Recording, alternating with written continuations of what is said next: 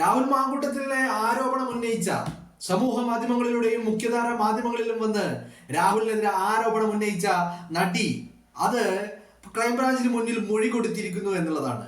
മൊഴി കൊടുത്തു എന്ന് മാത്രമല്ല, അവർ ചില ചാറ്റുകളൊക്കെ നൽകി എന്നാണ് പറയുന്നത്. ബട്ട് ഇതേ നടി ഈ ആരോപണം ഉന്നയിച്ച അന്ന് രാത്രി ഇവിടുത്തെ പ്രധാനപ്പെട്ട ഒരു മാധ്യമത്തിൽ ഇരുന്നു കൊണ്ട് പറഞ്ഞത്, അത്തരത്തിൽ ഈ ചാറ്റുകളൊന്നും എൻ്റെ കയ്യിലില്ല, അതൊക്കെ ഓട്ടോമാറ്റിക് ഡിലീറ്റ് ആയി പോകുന്ന സെറ്റിംഗ്സിലായിരുന്നു രാഹുൽ മെസ്സേജ് അയച്ചത് എന്നാണ്. അപ്പോ എനിക്ക് മനസ്സിലാവാത്തത്, എങ്ങനെയാണ് ഈ ഓട്ടോമാറ്റിക് ഡിലീറ്റ് ആയി പോകുന്ന സാധനങ്ങൾ ഇവർ അന്വേഷണ ഉദ്യോഗസ്ഥർക്ക് കൈമാറിയത് എന്ന്. അത് മാത്രവുമല്ല, ഇവിടെ ഇതിന്റെ ഏറ്റവും വലിയ ഒരു ടേണിംഗ് പോയിന്റ് ഈ കേസിന്റെ എന്ന് പറയുന്ന രീതിയിലുള്ള ഒരു ടേണിംഗ് പോയിന്റ് എന്ന് പറയുന്നത്, ഇപ്പൊ മൊഴി നൽകിയിരിക്കുന്ന ഈ യുവതി മൊഴി നൽകി, തെളിവുകൾ കൈമാറി, അതുപോലെ എന്താ പറയേണ്ടത് എല്ലാം ചെയ്തു. ബട്ട് അവർ ക്രൈംബ്രാഞ്ചിന് മുന്നിൽ പറഞ്ഞിരിക്കുന്നത് നിയമ നടപടികൾക്ക് എനിക്കിതിൽ പരാതിയില്ല എന്നുള്ളതാണ്. അങ്ങനെയാണെങ്കിൽ പിന്നെ ഈ പരാതി ഇല്ലാത്ത ആളിൽ നിന്ന് മൊഴിയെടുത്തിട്ട് ആ മൊഴിയുമായിട്ട് പോലീസിന് എന്ത് ചെയ്യാൻ കഴിയുമെന്നുള്ളതാണ്. രണ്ടാമത്തെ ചോദ്യം എന്ന് പറയുന്നത്, എന്തുകൊണ്ടാണ് മൊഴി നൽകാൻ തയ്യാറായി, അതുപോലെ സ്ക്രീൻഷോട്ടുകളും ചാറ്റുകളും ഇല്ല എന്ന് പറഞ്ഞ യുവതി ചാറ്റുകളും സ്ക്രീൻഷോട്ടുകളും പോലീസിന് കൈമാറി എന്ന് ഇപ്പോൾ പറയുന്നു. അങ്ങനത്തെ ഈ യുവതി എന്തുകൊണ്ട് ഒരു ലീഗൽ ആക്ഷനിലേക്ക് കാര്യങ്ങൾ കൊണ്ടു ചെന്നെത്തിക്കുന്നില്ല, അവർ അതിന് താല്പര്യപ്പെടുന്നില്ല എന്നുള്ളത് എന്തുകൊണ്ടാണ്? രണ്ട് കാരണങ്ങളാണുള്ളത്. ഒന്ന്, ഇവരുടെ പരാതിയിന്മേൽ ഇവർ നടപടി എടുത്തു കഴിഞ്ഞാൽ, അല്ലെങ്കിൽ ഇവർക്ക് പരാതി ഉണ്ട്, ഇവർ കേസുമായിട്ട് മുന്നോട്ട് പോയി കഴിഞ്ഞാൽ, ഇവർ സമർപ്പിച്ചിരിക്കുന്ന ഈ തെളിവുകൾ, ആദ്യം ഇവർ വാർത്താ മാധ്യമങ്ങളിൽ ആരോപണം ഉന്നയിച്ച അതേ ദിവസം പറഞ്ഞത് എൻ്റെ കയ്യിൽ ഈ ചാറ്റുകളൊന്നുമില്ല, അതൊക്കെ ഓട്ടോമാറ്റിക് ഡിലീറ്റ് ആയി പോകുന്നതാണ് എന്നാണ്. അങ്ങനെയാണെങ്കിൽ ഇപ്പോൾ ഇവരുടെ കൈകളിലുള്ളത്, അല്ലെങ്കിൽ ഇവർ പോലീസിന് കൈമാറിയിരിക്കുന്നു എന്ന് പറയപ്പെടുന്ന സംഭവം അത് വ്യാജമായി ഉണ്ടാക്കിയതാണ് അല്ലേ? അങ്ങനെ വ്യാജമായി ഉണ്ടാക്കിയതാണെങ്കിൽ ഈ ഡിജിറ്റൽ തെളിവുകൾ ആയതുകൊണ്ട് തന്നെ ഈ ഡിജിറ്റൽ തെളിവുകളുമായി കോടതിയിലെത്തുമ്പോൾ അത് ശാസ്ത്രീയമായി രാഹുലിൻ്റെതാണ് എന്ന് തെളിയിക്കേണ്ട ബാധ്യത കൂടി പോലീസിനുണ്ട്. അങ്ങനെ തെളിയിക്കുമ്പോൾ ഇത് രാഹുലിൻ്റെതല്ല എന്ന് ശാസ്ത്രീയ പരിശോധനയിൽ വ്യക്തമായാൽ അപ്പോൾ ഇത് ആരുടേതാണെന്ന് തെളിയിക്കേണ്ട ബാധ്യത പോലീസിനുണ്ടാവും. അങ്ങനെ വരുമ്പോൾ ഇത് ആരാണ് ഉണ്ടാക്കിയത്, ഇതിന്റെ പിന്നിൽ ആരൊക്കെയാണ്, ആർക്ക് വേണ്ടിയാണ് ഉണ്ടാക്കിയത് എന്ന ചോദ്യങ്ങളൊക്കെ ഉയർന്നു വരും. അതുകൊണ്ടാണ് ഇപ്പൊ ഇവർ പരാതിയില്ല എന്ന് പറഞ്ഞ് ലീഗലി മുന്നോട്ട് പോകാൻ തയ്യാറാവാത്തതിന്റെ ഒരു കാരണം. അല്ല നിങ്ങൾ പറ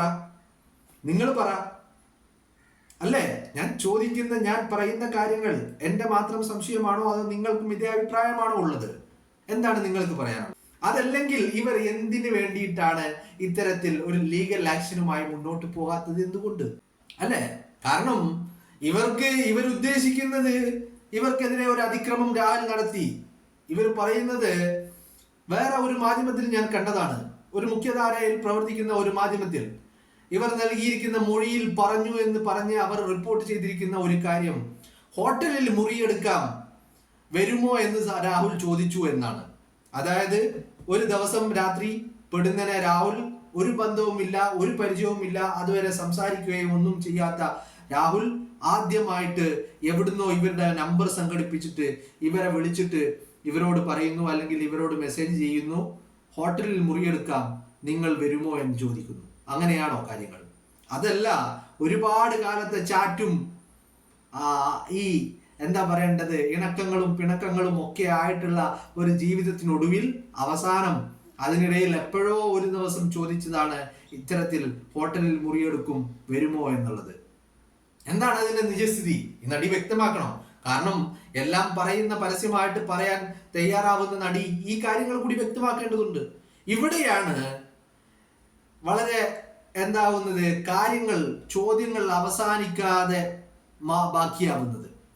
അപ്പോഴാണ് പ്രശസ്ത പുരോഗമന കലാസാഹിത്യത്തിന്റെ നേതാവായിട്ടുള്ള പ്രശസ്ത എഴുത്തുകാരനായിട്ടുള്ള കൈപ്പറ്റൂർ തങ്കച്ചൻ, അദ്ദേഹം കഴിഞ്ഞ ദിവസം ഫേസ്ബുക്കിൽ ഒരു കുറിപ്പ് പങ്കുവെക്കും. ആ കുറിപ്പ് കൈപ്പറ്റൂർ തങ്കച്ചൻ ഫേസ്ബുക്കിൽ കുറിച്ച ആ ഒരു പങ്കുവെച്ച ആ ഒരു കുറിപ്പ് എന്ന് പറയുന്നത് വളരെയധികം ചർച്ചയാവുന്നതും അവിടെയാണ്. കൈപ്പറ്റൂർ തങ്കച്ചൻ പുരോഗമന കലാസാഹിത്യത്തിന്റെ നേതാവാണ്. അദ്ദേഹം ഒരു സഖാവാണ്. അദ്ദേഹം കഴിഞ്ഞ ദിവസം പങ്കുവെച്ച കുറിപ്പിൽ അദ്ദേഹം പറയുന്നത് നടി സീമാജി നായരോടൊപ്പം കൂടുന്നു എന്ന് പറഞ്ഞുകൊണ്ടാണ് കുറിപ്പ് തുടങ്ങുന്നത്.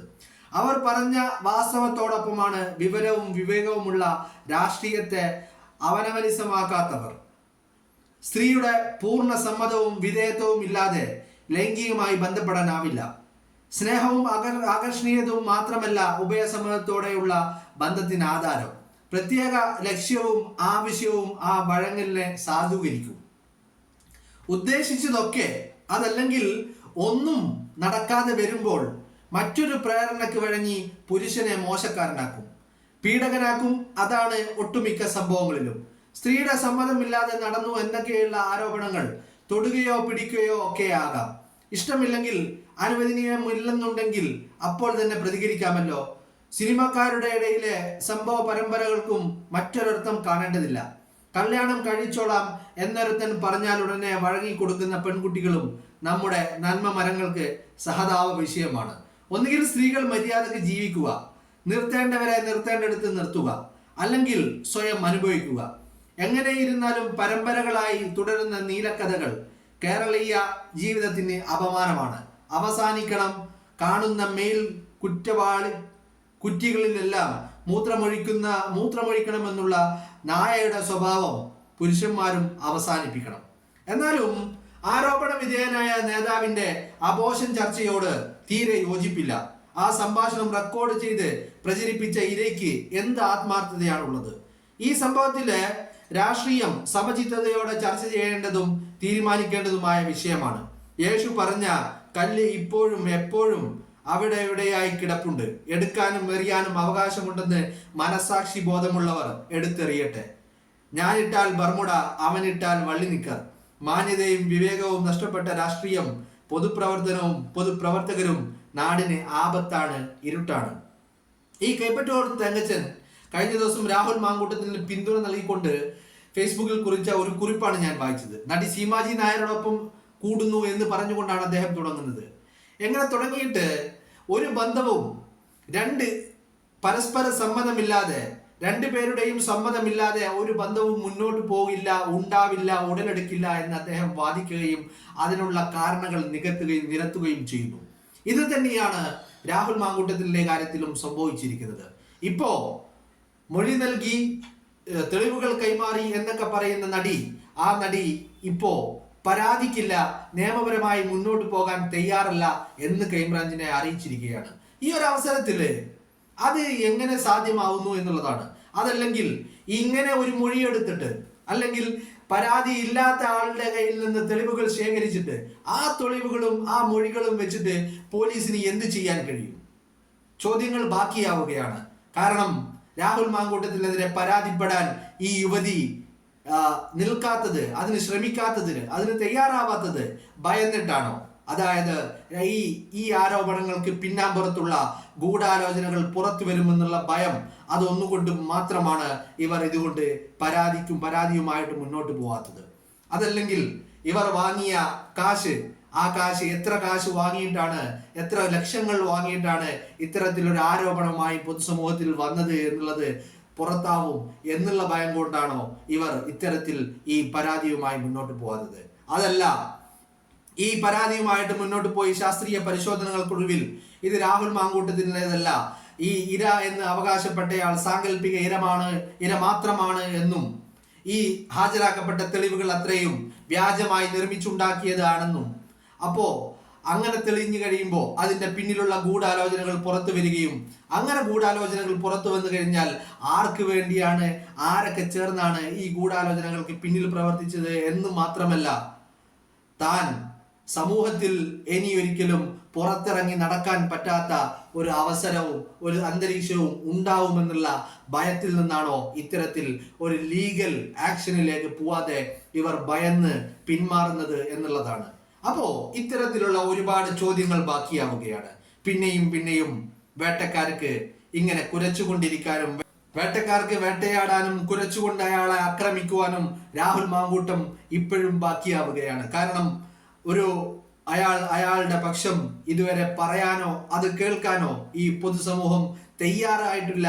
അങ്ങനെയാണ് ഒരാളെ മാത്രം കേട്ടുകൊണ്ട് ഇപ്പോഴും രാഹുൽ മാങ്കൂട്ടത്തിലെ വേട്ടയാടലുകൾ തുടർന്നു കൊണ്ടിരിക്കുന്നത് എന്നുള്ള വാസ്തവം നിലനിൽക്കുകയാണ്.